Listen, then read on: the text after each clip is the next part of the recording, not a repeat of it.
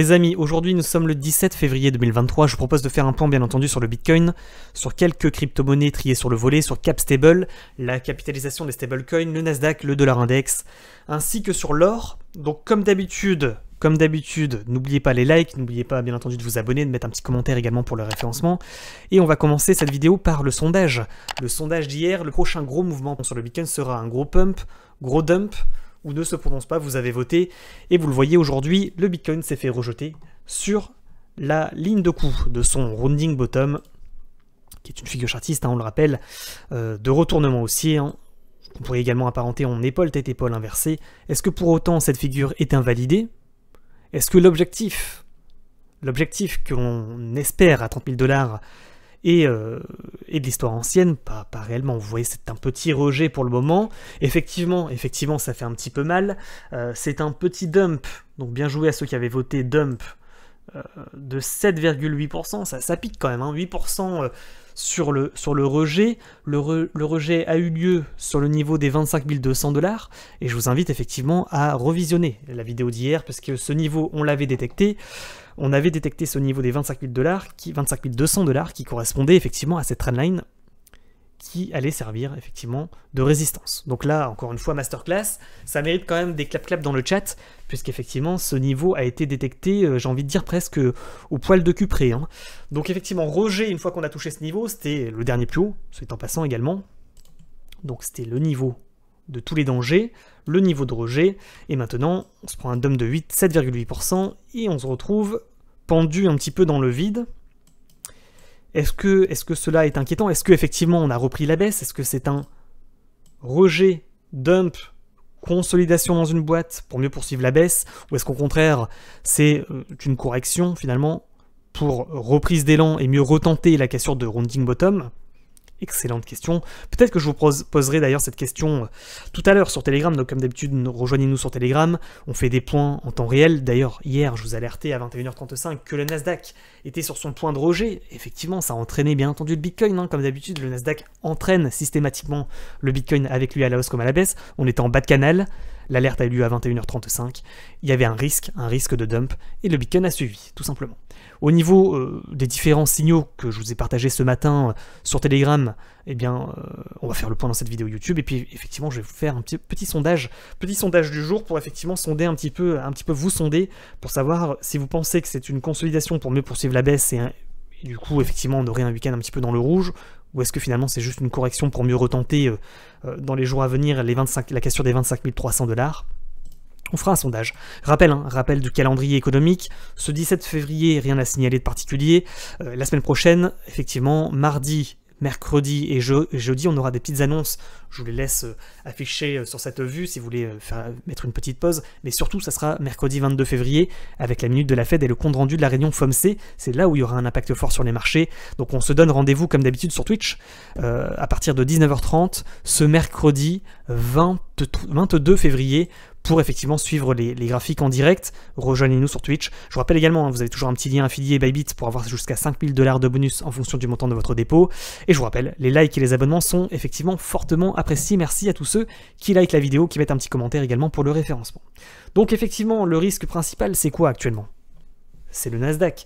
Le Nasdaq qui n'a pas réintégré quand même la ligne de coup de son double bottom, a fait pour le moment ce qui pourrait s'apparenter à une cassure pullback en vue hebdomadaire, et qui pour le moment n'a pas réintégré son double bottom, et par conséquent n'a pas invalidé les signaux d'achat. Premier point.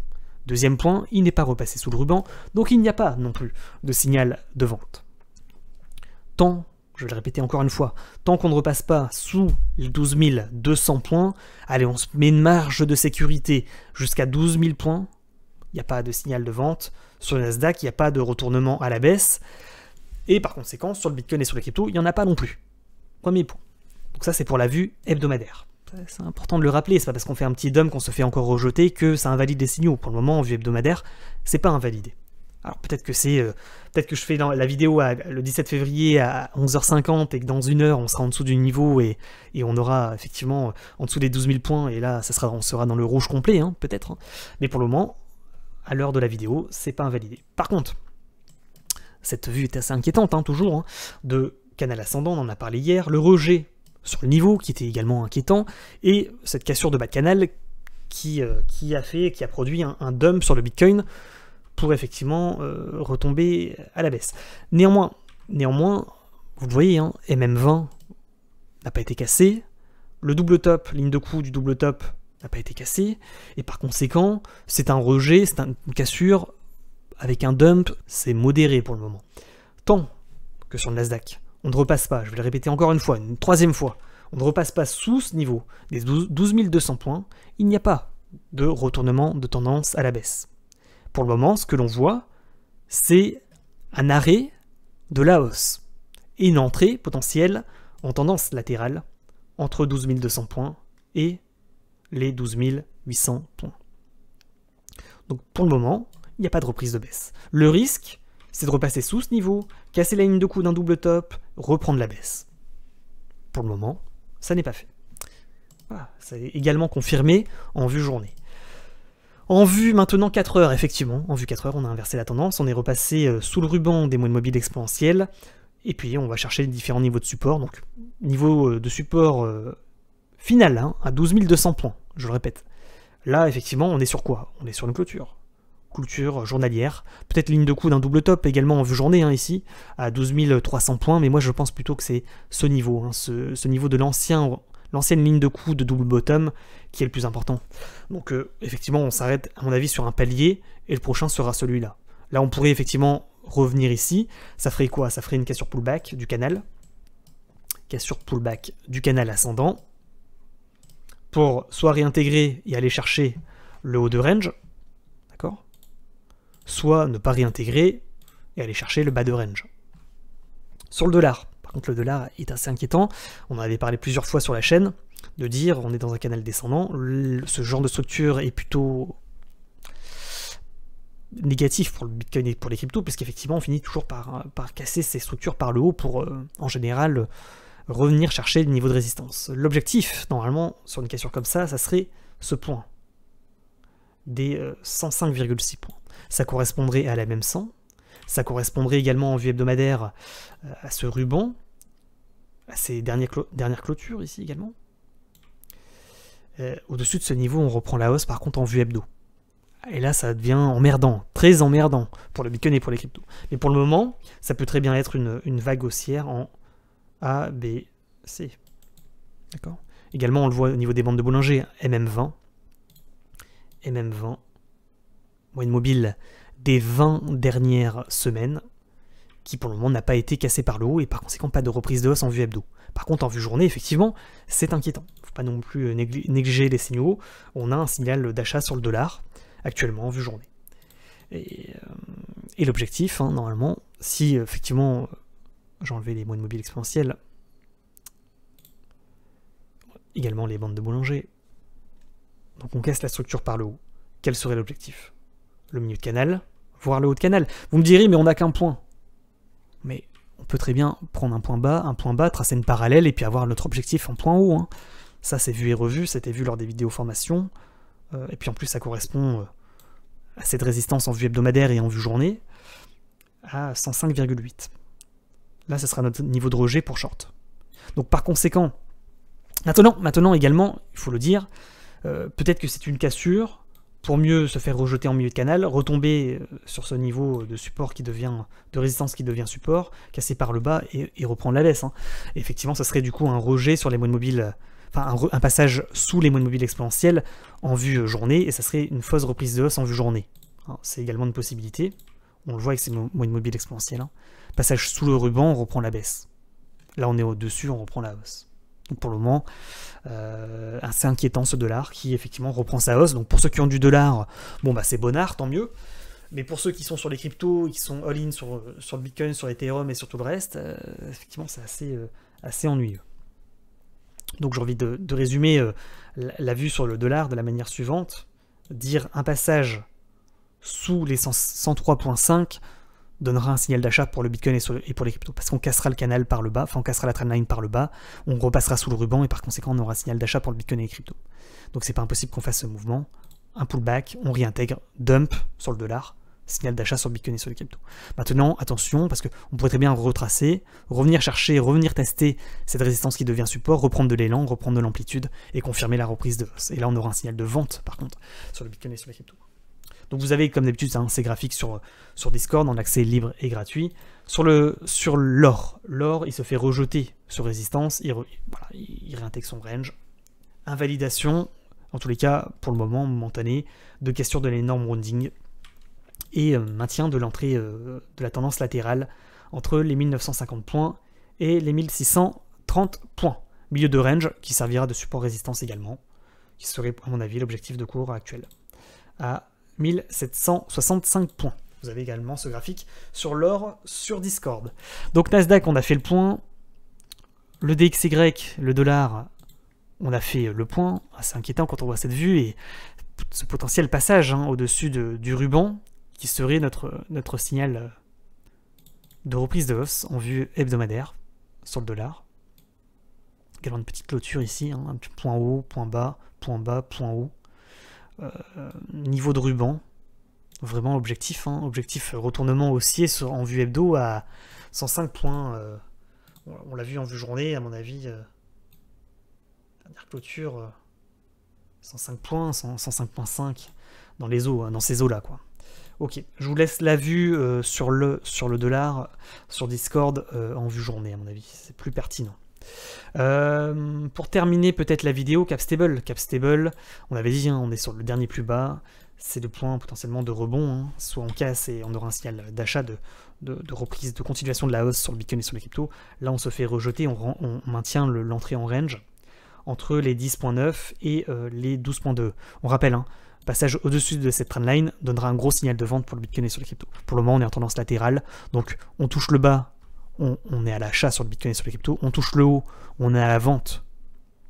On est à la vente sur le Bitcoin et sur les cryptos. Non, on est à l'achat, pardon, sur le Bitcoin et sur les cryptos. On touche le bas, on rebondit. On est à la vente sur le Bitcoin et sur les cryptos. Donc pour le moment, il y a rebond en vue hebdo. Il y a un rebond technique sur le niveau. On n'a pas cassé le niveau, donc par conséquent, on ne continue pas la hausse. Voilà. Ethereum, c'est pareil. C'est comme sur le Bitcoin, il s'est fait rejeter sur la trendline, sur la résistance. On avait la même structure, suite en passant. On en a parlé hier sur Twitch. Tac, rejet. On vient chercher l'objectif et vous voyez, ce niveau aura servi de résistance. Donc c'est pas impossible qu'on fasse comme sur le Bitcoin, des mouvements un peu comme ça, sans pour autant reprendre la hausse. Donc en gros, qu'est-ce que ça veut dire? Ça veut dire que sur le Bitcoin, on pourrait faire ce mouvement. Donc on a une résistance ascendante qui sert de résistance. On refait un pump, on revient chercher le niveau, et on s'en sert comme résistance. À un moment donné, on casse par le bas, on dump. Si on passe par-dessus, on est à l'achat. Ultra bull. Si on passe au-dessus des 25 003, voire un peu au-dessus, vous voyez avec la trendline, les 25 006, etc. Enfin, allez tracer votre trendline chez vous, ou regardez les graphiques sur Discord, c'est ultra bull si on passe au-dessus. Pour le moment, on est sous résistance, et par conséquent, on est un petit peu en difficulté. 14 minutes de vidéo. Qu'est-ce qu'il y a d'autre à dire? En vue 4 heures, peut-être sur le Bitcoin. Qu'est-ce qu'on voit en vue 4 heures? On a un support, ne l'oubliez pas. Ça sera notre objectif. Peut-être que là, on est dans un dump, on consolide, pouf, on va chercher le niveau ensuite. La trendline. Donc là, on risque, effectivement, on revient sur le Bitcoin, mais je passe du coq à l'âne, mais effectivement, tout se recroise, tout est lié globalement, tous les marchés. Donc effectivement, objectif de cours, à mon avis, à 23 100. Également, tracez votre trendline chez vous. La résistance descendante qu'on a cassée par le haut et qui a donné un énorme signal d'achat ici, peut-être que ça sera notre objectif. Peut-être qu'on va se faire rejeter et qu'on va retomber sur ce niveau. Et retracer complètement la hausse, ce qui est une possibilité. Également, ces trendlines à plus court terme. Point bas, point haut, objectif. Peut-être qu'on pourrait retomber comme ça, venir rechercher la trendline pour mieux rebondir. Également cette trendline, tac. Point haut, peut-être résistance un peu comme ça. Il faudrait zoomer un peu, là je fais ça un petit peu à la va-vite, mais vous voyez, point haut, tac tac. tac, peut-être qu'on pourrait vraiment retomber sur ce niveau. À vous de tracer, à mon avis, tracez-les plutôt en vue 1 heure. Je vous les ai tracés d'ailleurs, hein, sur la vue 1 heure, sur Discord. Il n'y a pas de problème, hein, c'est déjà fait. Là, je vous le fais en direct, mais si vous cliquez ici, il me semble l'avoir fait pour que vous ayez toujours un coup d'avance sur le marché. Vous voyez, en vue 1 heure, on retrouve les trendlines que je suis en train de tracer. Donc elles sont connues, elles sont donc c'est pas impossible qu'on touche ce niveau, pouf, on rebondisse ici, voire vraiment sur le bas de canal, ou que qu'on aille chercher la trendline d'après, quoi. Vous avez toutes ces trendlines sur Discord. Quand même, quand on voit Ethereum et tout le reste, on se dit quand même, on s'est fait rejeter, c'est vrai, on a fait un fake out, mais on vient retester, et pour le moment, c'est pas l'alerte rouge, quand même. Je trouve. Bah, dites-moi ce que vous en pensez, on fera le sondage tout à l'heure, mais je trouve que c'est pas l'alerte rouge, c'est peut-être un siphonnage de stop. Après le reste, qu'est-ce que ça donne? BNB. Beau rejet quand même, hein, sur BNB. Peut-être que la trendline elle est un peu comme ça d'ailleurs sur BNB. Parce que je vois qu'il y en a 2 mèches là d'affilée. Ouais. Vous voyez, c'est ce qui pourrait arriver sur le Bitcoin. Le rejet, on dump, boum, on repump, on revient retester, on revient retester, on revient retester, à un moment on casse. Énorme signal d'achat. C'est pareil sur Ethereum, c'est pareil sur BNB, c'est pareil sur le Bitcoin. C'est ça qu'on surveille actuellement. Malheureusement, on se fait rejeter, donc du coup, par exemple, sur BNB, on re-rentre dans le range. Hein. Et Matic, il continue. Matic, c'est to the moon, il s'arrête plus. Ada Cardano, rejet sans pour autant réintégrer. Pas de problème, hein. Matic, bon, lui, il part. Le DOT, rejet, mais il vient retester. Non, franchement, c'est pas la catastrophe. Hein. On n'a pas des figures chartistes de retournement, à part sur le Nasdaq, on a un double top, mais qui montre également, hein, on a une baisse qui monte, je trouve, sur Nasdaq. À quel endroit j'ai mis... Voilà. On voit pas un enfoncement des supports et un crash complet, quoi. On est sur les supports, ça tient. À mon avis, ça tiendra jusqu'au 22. 22, 19h30. Pour le moment, ça tient. À mon avis, ça tiendra jusque-là. Hein. TRX continue. Effectivement, il mèche, mais il réintègre pas le niveau.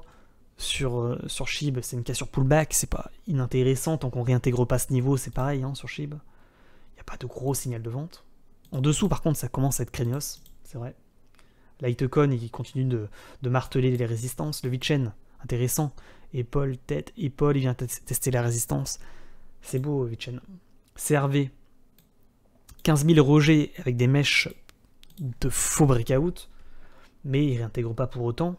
Le front, il vient tester. Le fun est sur résistance. XVS, il continue.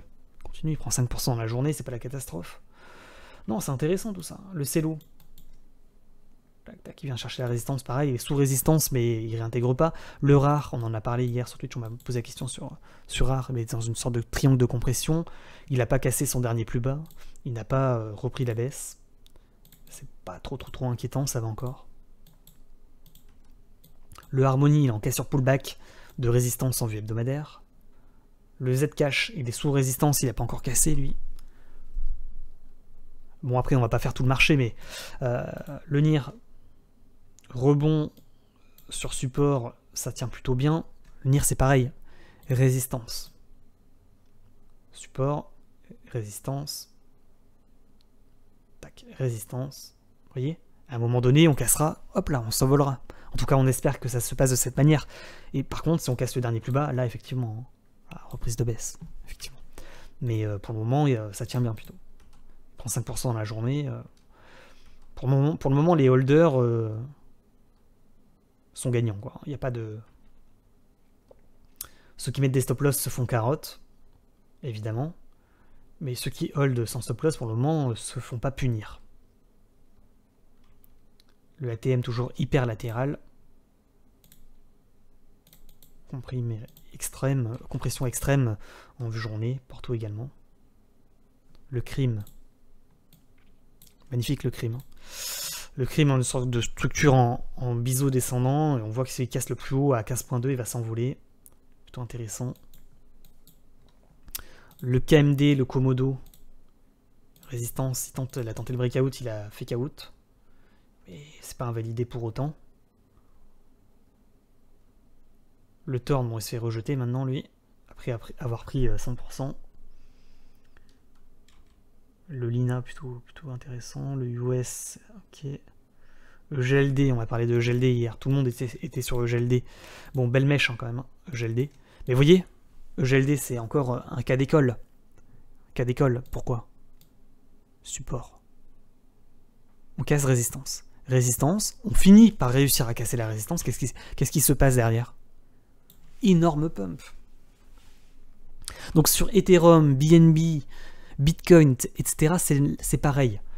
C'est pareil. Tant qu'on casse pas le dernier plus bas, il n'y a pas d'inquiétude. Si on casse la résistance, c'est ultra bull. C'est un méga pump. C'est la confirmation de cette structure incroyable que l'on a en vue hebdomadaire. En rounding bottom, tasse avec anse. Ne regardez pas les chandeliers en vue 5 minutes. Regardez-les en vue semaine. On martèle, on martèle, on martèle. À un moment donné, peut-être que ça finira par payer, qu'on cassera, on s'envolera. Je ne veux pas donner de faux espoirs. Hein. Mais on est dans cette configuration en plus court terme.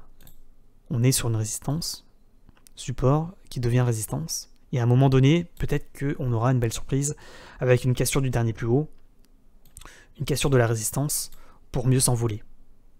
Et là, vous aurez un cours ultra bull. Et tant qu'on ne casse pas le dernier plus bas, le dernier support, le dernier volume profile, il n'y a pas trop d'inquiétude. D'accord?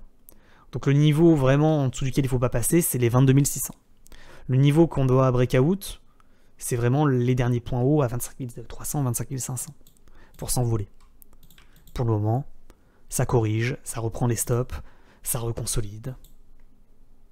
Et effectivement, on pourrait peut-être retomber pour aller chercher ces niveaux ici, pour mieux prendre de l'élan et repartir. De toute façon, on va marteler comme ça, hein, quelques jours. Hein. On va galérer, on va marteler, et peut-être à un moment donné, on ira. Tant qu'on repasse pas sous ce niveau, franchement, c'est plutôt encourageant toujours. Pareil, hein, quand je vois le Nasdaq qui se fait rejeter, mais qui réintègre pas, j'ai envie d'y croire encore un petit peu. J'ai envie d'y croire. Effectivement, sous 12 200, là, ça commencera à chauffer sérieusement et ça invalidera les signaux d'achat sur le Nasdaq. Et puis on aura un dollar au-dessus des 105,5 points qui cassera la structure. Hein. Lui aussi, là, son rounding bottom. Hein. Tac, rounding bottom, tasse à séquence, poum, il s'envole, il casse. C'est boule, hein. Qui validera son rounding bottom en premier? Le dollar ou le Bitcoin? Faites vos jeux, hein. Faites vos jeux. Alors, bien entendu, par contre, sur le Bitcoin, c'est en vue hebdo. Hein. Donc, c'est une magnifique structure en vue hebdo. Ça veut dire quoi? Ça veut dire que ça va prendre plusieurs semaines à se valider. Plusieurs mois même. Le dollar, lui, c'est en vue journée. Donc, c'est moins performant, c'est moins intéressant. Oh là là. On voit cette vue, ça fait un peu peur. Hein. On voit qu'il y a une force acheteuse, qu'on va breakout le dernier point haut et on va s'envoler, ça tombe sur le dollar. Et gros dump sur le Bitcoin, hein, peut-être, qui se prépare. Hein.